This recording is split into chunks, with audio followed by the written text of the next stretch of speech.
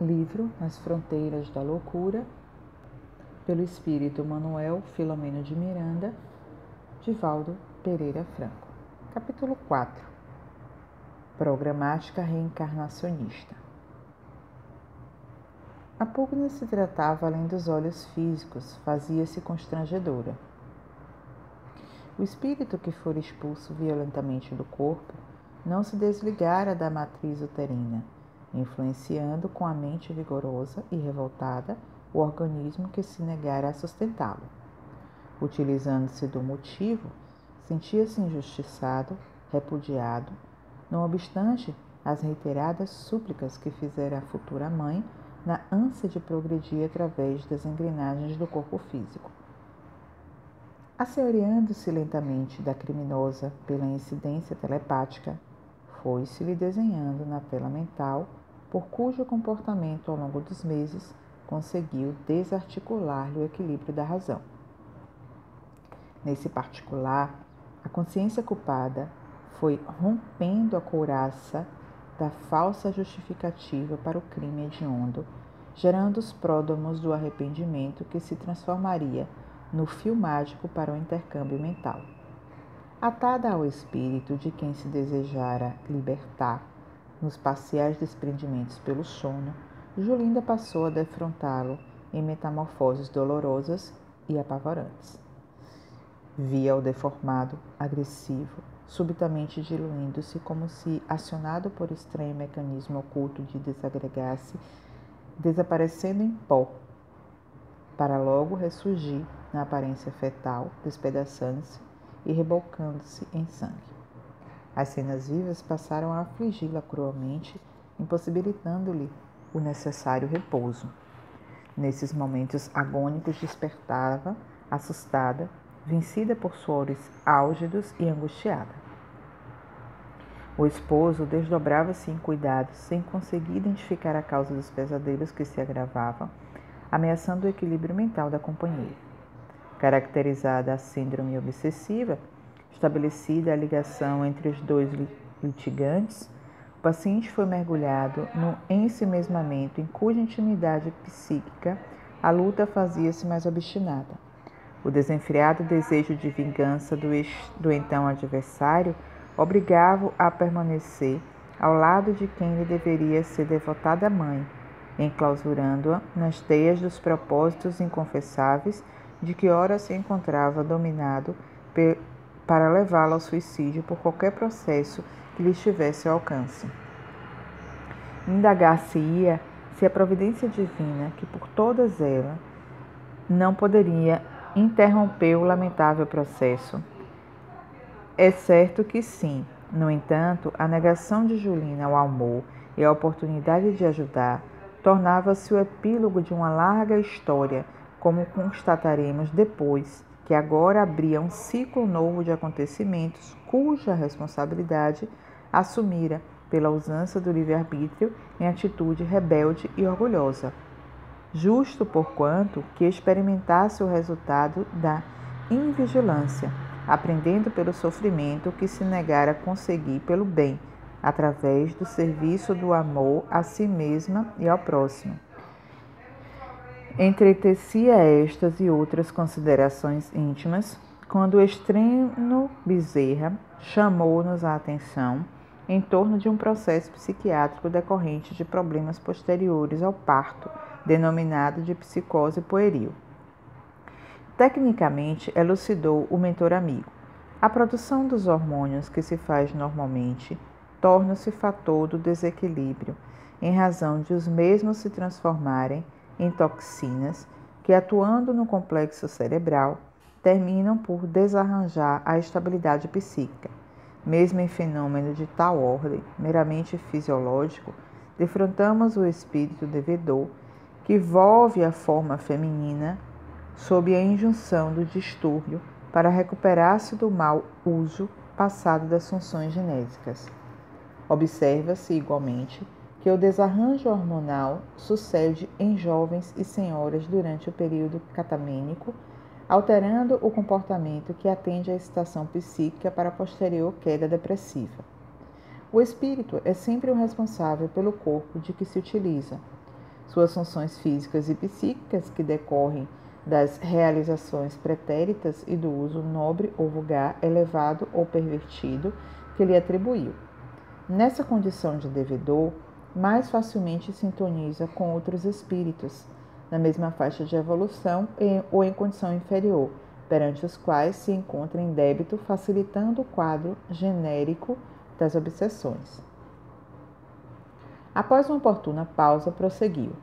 No caso em tela, a nossa paciente somou às antigas uma nova e grave ação infeliz, que a jugula por natural processo de reparação, aquele a quem novamente prejudicou quando poderia auxiliá-lo. Quando os homens compreenderem que o amor é sempre mais benéfico para quem ama, muitos males desaparecerão da terra e a etiopatogenia de inúmeras enfermidades diluir-se-á, sustando-se a erupção das mesmas. Enquanto, porém, o egoísmo governar o comportamento, a dor se atrelará às criaturas, realizando o mistério de conduzi-las para o equilíbrio, a ordem, o bem, que são as fatalidades da evolução. Dr. Bezerra terminara de considerar a questão quando se adentrou pelo quarto da enferma, sua genitora, desdobrada pelo sono fisiológico, demonstrando profunda preocupação e ansiedade.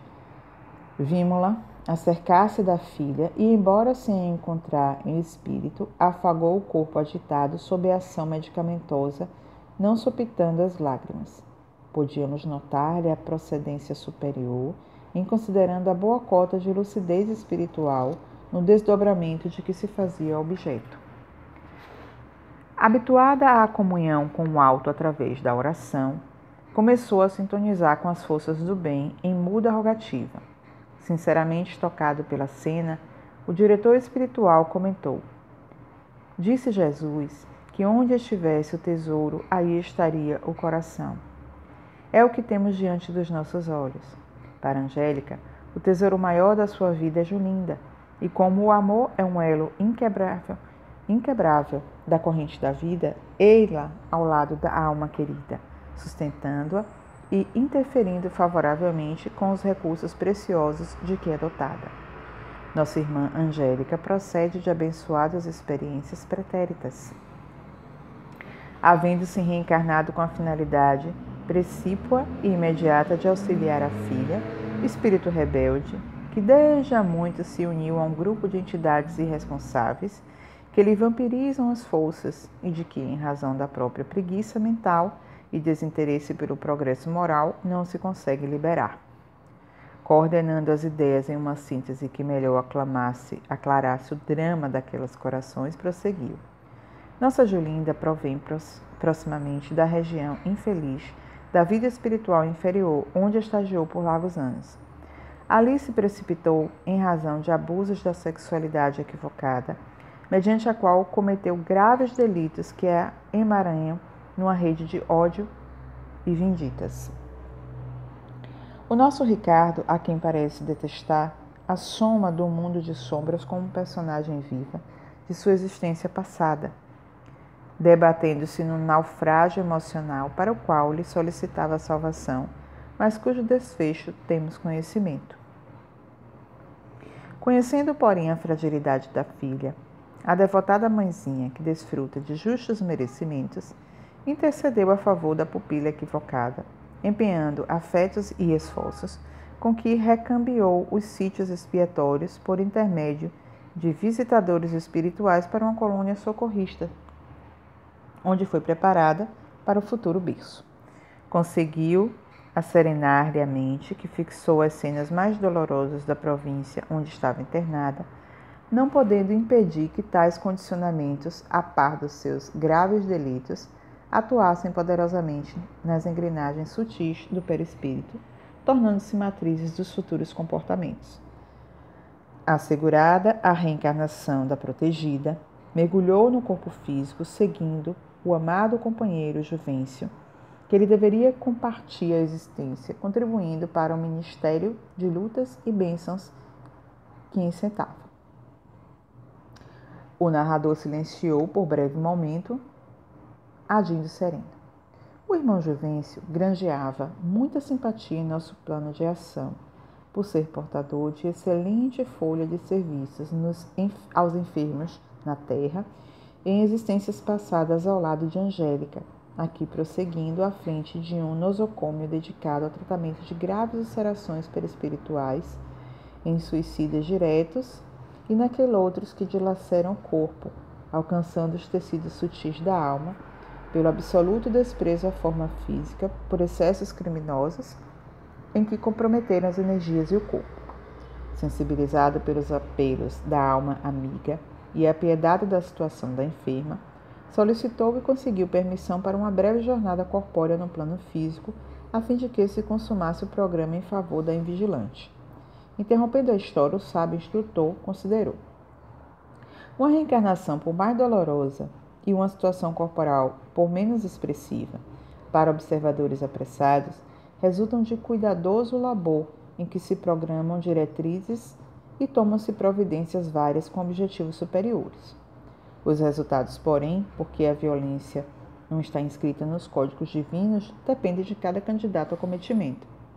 Aqueles que se consideram e se afirmam abandonados pelo Senhor, invariavelmente refletem a ignorância ou a ingratidão que os entumece com o vapor venenoso do orgulho.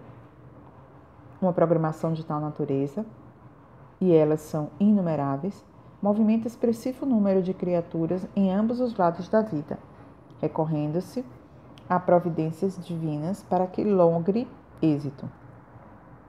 No entanto, as paixões inferiores, muito arraigadas nos espíritos, que não lutam afanosamente pelo desobrigar-se das suas injunções, põem a perder, não raro, todo esse grande esforço, complicando a própria situação para reclamarem posteriormente, lamentando a sorte. Novamente silenciando, como a encerrar a breve digressão, volveu a narrativa. O irmão Juvencio renasceu em família abastada, com a qual mantinha alguns vínculos de afetividade, a fim de que pudesse fruir de comodidades financeiras que o liberasse dos compromissos com o corpo, deixando a esposa e a filha amparadas sem maiores preocupações na esfera econômica.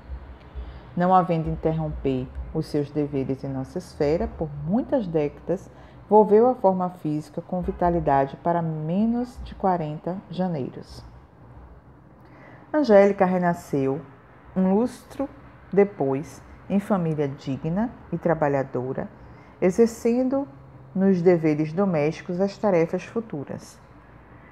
Consociaram-se mais tarde, quando ela contava 22 e ele 27 anos, de cuja comunhão, 2 anos mais tarde, renasceu a filhinha. Os pais envolveram-na em dúlcida ternura, em proteção espiritual de alto porte, a fim de que se amoldasse a situação nova, retirando os valiosos proveitos para a libertação. Desnecessário informar que a recém-nata, porque estivesse muito afetada pelos equívocos que se permitira, e em decorrência do largo estágio das regiões primitivas, não obstante o tratamento a que fora submetida, mantinha profundas marcas que se lhe incorporariam à vida nova. Fez-se, como era natural, um instrumento de dor para os pais em razão das próprias aflições. A adaptação no corpo foi penosa. Em decorrência, a primeira infância passou entre insônias, pesadelos e distúrbios de comportamento acentuados. A partir dos 3 anos, foram-lhe detectadas disritmias cerebrais que eram resultado de seus graves deslizes impressos pelo perispírito no corpo, passando a receber cuidadoso tratamento neurológico desde então. Não lhe faltaram testemunhos de amor e de dignificação humana, orientação religiosa enobrecida e assistência educacional correta.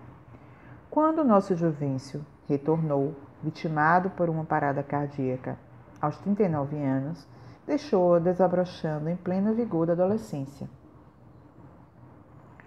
A mãezinha desvelou-se mais e lutou contra as tendências inditosas da moçoila, conseguindo, a contributo de uma vontade firme e muita decisão, encaminhá-la a um matrimônio digno com o antigo afeto que viera para partilhar do mecanismo redentor no qual também expurgiria suas próprias máculas. O mais é do nosso conhecimento. O benfeitor calou-se. Acercando-se de Angélica, em oração, tocou-lhe o centro cerebral, como despertando-a para a percepção mais ampla. A nobre senhora, carinhosamente chamada pelo nome, recobrou a plenitude da lucidez e percebeu-nos ao seu lado. Não teve dificuldade em identificar o venerando médico dos pobres e sofredores, abraçando com respeito e crescente emoção. Tenho chamado tanto, exclamou em lágrimas. A filhinha sofrida e sofredora necessita de ajuda que só Jesus e os bons espíritos podem oferecer, não eu. Confiemos, Angélica, ripostou o bondoso, em Jesus e entreguemo-lhe nossos destinos, embora sem paralisarmos as mãos na ociosidade, nem o coração no enregelar dos sentimentos. O Senhor nunca nos abandona. Não desfaleçamos na luta, permanecendo em integral sintonia com Ele. A senhora acalmou-se e deixou transparecer a confiança que infunde ânimo e restaura a paz.